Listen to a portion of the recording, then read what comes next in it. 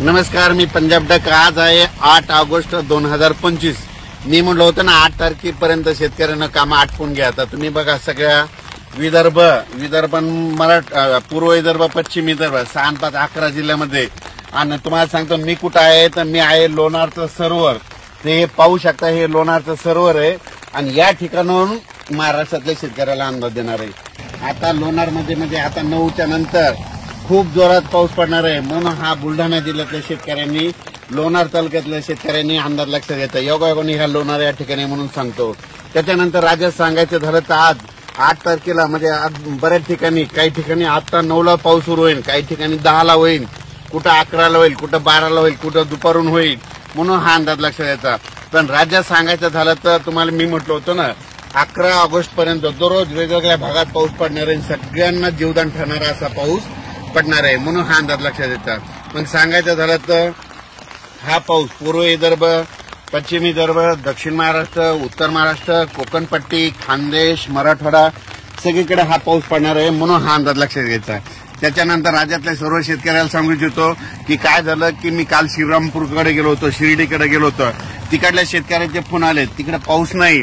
तर त्या शिर्डी, श्रीरामपूर, नेवासा, त्याच्यानंतर संगमनेर त्या तालुक्यातल्या शेतकऱ्याला सांगू इच्छितो की तुमच्या भागामध्ये देखील आज 8 ऑगस्ट, 9, 10, 11 तारखेपर्यंत चांगला पाऊस पडणार आहे, म्हणून हे अंदाज लक्षात घ्यायचा. त्याच्यानंतर विदर्भातल्या शेतकऱ्याला सांगू इच्छितो की विदर्भात देखील चांगला पाऊस पडणार आहे. घाटाच्या खाली शेतकऱ्याचे फोन आले होते, तिकडे देखील चांगला पाऊस पडणार आहे, म्हणून हे अंदाज लक्षात घ्यायचा.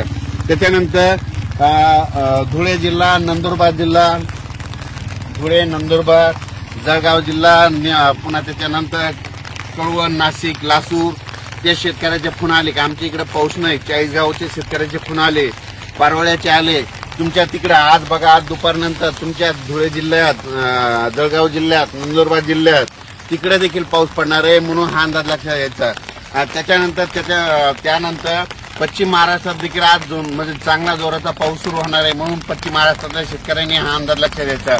मराठवाड्यातल्या सगळ्याच जिल्ह्यातल्या शेतकऱ्यांनी अंदाज लक्षात घ्यायचा. आजपासून ते 11 तारखेपर्यंत दररोज वेगवेगळ्या भागात पाऊस पडणार आहे, सगळ्यांना जीवदान ठरणार आहे, हे लक्षात घ्यायचं. आता हे झाला 8 तारखेपासून ते 11 ऑगस्ट पर्यंत अंदाज. आज 8 तारखे, 8, 9, 10, 11 4 दिवस दररोज वेगवेगळ्या पाऊस पडणार आहे. सगळ्यांना जिथं पडला नाही तिथं देखील पडणार आहे, त्यांच्या ठिकाणी जीवदान ठरणारा हा पाऊस असणार आहे. त्याच्यानंतर 12 आणि 13 ऑगस्टला 2 दिवस थोडी विश्रांती घेईल. त्याच्यानंतर राज्यात 14 ऑगस्ट ते 18 ऑगस्ट परत जोरदार मुसळधार पाऊस पडणार आहे. ठिकठिकाणी मुसळधार पाऊस होईल, म्हणून विजेच्या कडकडासह होणार आहे. त्याच्यामुळे काय करा, 14 ते 18 ऑगस्टच्या दरम्यान तुमच्या शेताच्या जिथं तळी असेल तर तुम्ही मोटर टाकले असेल, पाईप असेल ते काढून घ्या, कारण की त्याच्यानंतर त्या पावसामध्ये बऱ्याच धरणाचं, जायकवाडीचं परत पाणी सुटणार आहे. त्याच्यामुळे तुमच्या मोटर वाहून जातील, पाईप वाहून जातील. त्याच्यामुळे हे अंदाज लक्षात घ्यायचा. त्याच्यानंतर ते 14 ते 18 सर्व शेतकऱ्याला सांगू इच्छितो, मी म्हटलं होतं ना ऑगस्टपेक्षा सप्टेंबरमध्ये जास्त पाऊस पडणार आहे. ऑगस्टमध्ये मी म्हटलं होतं ना 14 ते 18च्या दरम्यान जवळपास 40-1,000 गावाला पाऊस पडणार. महाराष्ट्रामध्ये 42,000 गाव आहेत, तर 30-32,000 गावाला चांगला जोराचा पाऊस पडणार आहे, म्हणून हे लक्षात यायचं. त्याच्यानंतर आता हे 14 ते 18चा एकदा पाऊस येणार आहे. त्याच्यानंतर 25, 26, 27, 28, 29 ऑगस्ट दरम्यान एक चांगला मोठा पाऊस येणार आहे. त्याच्यात देखील 30-35,000 गावाला पाऊस पडणार आहे, म्हणून हे देखील ऑगस्टच्या शेवटच्या आठवड्याचा अंदाज लक्षात घ्या. पुन्हा सप्टेंबर महिन्यामध्ये परत दुसऱ्या आठवड्यात सप्टेंबरच्या दुसऱ्या आठवड्यात पुन्हा जोरदार पाऊस पडणार आहे, म्हणून हे देखील सप्टेंबर मधला अंदाज लक्षात घ्यायचा. सप्टेंबरच्या शेवटच्या आठवड्यात देखील चांगला जोराचा पाऊस पडणार आहे शेवटच्या आठवड्यात, म्हणून हे लक्षात घ्यायचं. ऑगस्टमध्ये 2 मोठे पाऊस, सप्टेंबरमध्ये 2 मोठे पाऊस आणि ऑक्टोबरच्या फक्त पहिल्या आठवड्यातच एक चांगला पाऊस येणार आहे आणि दुसऱ्या 20 ऑक्टोबर नंतर पाऊस परत काय होणार, निघून जाणार आहे. मग राज्यातल्या शेतकऱ्यांना सांगतो, मग आता पाऊस परतणार, आणखी 2-2.5 महिने पाऊस आहे, पण पाऊस कधी निघून जाणार हे यापुढे कधीच कोणाला विचारत जाऊ नका. एक सोपं गणित सांगतो, पाऊस कसा निघून जाणार, काय करायचं. 10 ऑक्टोबर ते 10 नोव्हेंबरच्या दरम्यान काय होतं की काही ठिकाणी धुळी येते, कुठं धुराळी म्हणतात, काही जण धुके म्हणतात. तर शेतकऱ्याला सांगत होतं, ज्या ठिकाणी धुळी आल्याच्या नंतर त्या झाडावर कापसाव सोयाबीन असे जाळे पडले, जाळे धुई आली 10 ऑक्टोबर ते 10 नोव्हेंबरच्या दरम्यान. आपण म्हणायचं आता कंप्लीट 12 दिवसानं पाऊस निघून जाणार आहे. हा अंदाज निसर्ग त्या जाळे रूपी धुईच्या रूपात देतो. पण हे लक्षात येतं, त्याचा मी अंदाज परत तुम्हाला देणारच आहे, पण हे सर्व शेतकऱ्याला सांगू इच्छितो. आणि तुम्ही बघा, काल परवा मी म्हटलं होतं ना, महाराष्ट्रामध्ये ठिकठिकाणी यापुढे कधीच कोणाला पाऊस करायचं नाही. आपल्याला हे निसर्गच पाऊस सांगतो. आणि योगाने या ठिकाणी हे निसर्ग रम्य लोणारचं सरोवर आहे बघा. इथलं पाणी कधीच आटत नाही. हे निसर्ग उल्कापात झाला होता अशी म्हणजे सांगतात की उल्कापात होऊन या ठिकाणी म्हणजे उल्का पडलेला हे इथं सर्व नैसर्गिकरित्या झालेलं आहे. म्हणजे निसर्ग काय काही तुम्हाला सांगतो गोष्टीचा अंदाज देत असतो. तर त्याच्यानंतर शेतकऱ्याला सांगू इच्छितो, तुम्ही काय करा, आता मी काल परवा म्हणजे 6 ऑगस्ट 7 ऑगस्ट आणि 8 ऑगस्टच्या दरम्यान मी ठिकठिकाणी शेतकऱ्याला सांगितलं होतं, तांबडा आभाळ होईल बघा. तांबडा आभाळ झालं की त्याचा फोटो काढून ठेवायचा. लगेच आपण म्हणायचं मित्राला 3 दिवसात पाऊस येणार आहे.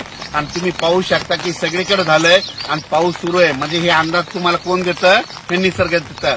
आणखीन परत एक तुम्हाला एक कळण्यासाठी परत सांगतो, 13 आणि 14 तारखेला परत असंच एक तांबडा आभाळ पश्चिम दिशेला होईल, ठिकठिकाणी महाराष्ट्रात होईल. लगेच तुम्ही म्हणायचं 14 ऑगस्ट ते 18 दरम्यान राज्यात पूर्ण पाऊस येणार आहे. म्हणून हा अंदाज लक्षात घ्यायचा. राज्यातल्या परत शेतकऱ्याला एक सांगतो, आता हे ऑगस्ट महिना, ऑगस्टमध्ये 2 मोठे पाऊस, सप्टेंबरमध्ये 2 मोठे पाऊस आणि ऑक्टोबरच्या पहिल्या आठवड्यात पाऊस. आणि त्याच्यानंतर मग थंडी कधी येणार तर तुम्हाला सांगतो 2 नोव्हेंबरला महाराष्ट्रातले सगळे शेतकरी स्वेटर घालायलेले दिसतील. म्हणून हा अंदाज लक्षात घ्यायचा. म्हणजे राज्यात 2 नोव्हेंबरला थंडी येणार आहे. म्हणून हे अंदाज आता सर्व शेतकऱ्यांना लक्षात घ्यायचा. त्याच्यानंतर आता हे जे पाऊस आहे आज 8 ऑगस्ट पासून ते 8, 9, 10, 11च्या दरम्यान ज्या भागात पाऊस पडला नाही त्या भागात पाऊस पडणार आहे. तुम्हाला सांगतो शिर्डी, कोपरगाव, राहता, त्याच्यानंतर संगमनेर, नेवासा म्हणजे या भागामध्ये काय झालं होतं की म्हणजे ह्या 15 महिनाभर जरा पाऊसच नव्हता पडला. थोडा पडायचा पण त्यांना पिकाला जीवदान करायचं. आता त्या ठिकाणी आता ना हे जे आताचा पाऊस येणार आहे ह्या म्हणजे ऑगस्ट महिन्यातला तिथं त्या खूप पडणार आहे. आणि त्यांच्या तळ्यामध्ये देखील म्हणजे ते छोटे छोटे तळे येतात त्याच्यामध्ये पाणी येणार आहे. त्याच्यानंतर निळवंडे धरणाचं परत एकदा पाणी सोडावं लागणार आहे. कारण की याच्यामध्ये मुसळ 14 ते 18च्या दरम्यान परत मोठा पाऊस पडणार आहे. जायकवाडी धरणाचं देखील पाणी सोडावं लागणार आहे. कारण की जायकवाडी धरणाचा परत एकदा म्हणजे त्या लाभ क्षेत्रामध्ये कॅचमेंट एरियामध्ये तिकडे पाऊस पडणार आहे. म्हणून हे देखील आताच अंदाज लक्षात येतं. त्याच्यानंतर येलदरी धरण, सिद्धेश्वर धरण हे जे धरण आहे या धरणाला पाणी कुठून येतं? विदर्भात पाऊस पडल्याच्या नंतर. तर आता 14 ते 18 आणि आता हे 8 ते 11 ह्या पावसामध्ये परत ह्या नद्याला पाणी येणार आहे. त्याचं पाणी लगेच येलदरी धरणाला जाणार आहे, सिद्धेश्वर धरणाला जाणार आहे आणि ते देखील धरण जवळपास 100 पर्यंत जाण्याच्या तयारीत राहतील. त्याच्यानंतर ज्या भागात अद्यापही पाऊस पडला नाही त्या ठिकाणी हे पाऊस सगळीकडे पडणार आहे. कोणी शेतकऱ्यांनी काही चिंता करायची गरज नाही. सगळीकडे निसर्ग काय करतो, सगळ्यांना झुकतो माग देतो. कधी आधी देतो, कोणाला मागतं काय होतं. पाऊस इकडून आल्याच्या नंतर तो पाऊस यायला वेळ लागतो. म्हणून सगळ्या शेतकऱ्यांनी हे लक्षात घ्यायचं. आणि नंदुरबार जिल्हा, धुळे जिल्हा, जळगाव जिल्हा, त्याच्यानंतर पारोळा तालुका, त्याच्यानंतर इकडे पारनेरिका म्हणजे त्या भागामध्ये थोडा पाऊस कमी होता. तर त्या शेतकऱ्याला उत्तर महाराष्ट्रातल्या शेतकऱ्याला सांगतो, आता जे 8 तारखेपासून ते 11 तारखेपासून आजचा पाऊस आहे तुम्हाला रात्रीपर्यंत तुमच्या तिकडे उत्तर महाराष्ट्राकडे देखील येणार आहे. म्हणून हे अंदाज लक्षात घ्यायचा.